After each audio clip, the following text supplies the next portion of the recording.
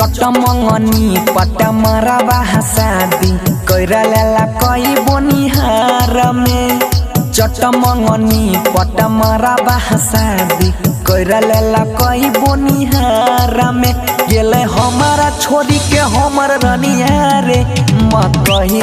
पे ससुराल में गेले हमारा छोरी के हमर रनिया मकही पे ससुराल में।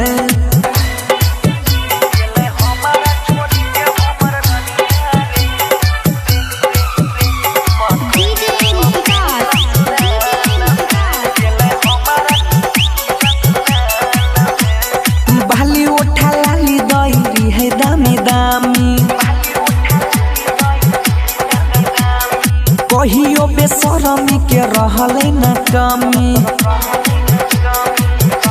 रे भैया भाली उठा लाली दईरी है दामी दामी कहियो बेशरमी के रहले न कमी मोह का पर धोखा दे देलको इहो नया साल में गेलो हमारा छोरी के हमर रनिया रे मकही पे ससुराल में गेलो हमारा छोरी के हमर रनिया रे मकही पे ससुराल में।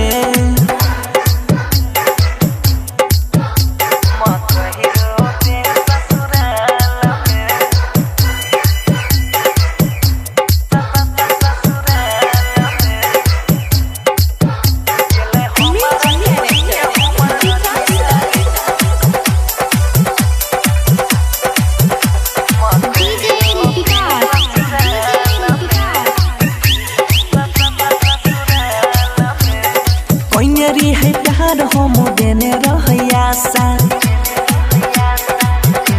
रे भैया होइते जवान ऊपर हट दल के पासा रे भैया कोइनेरी है प्यार हम देने रहयासा होइते जवान ऊपर हट दल के तासा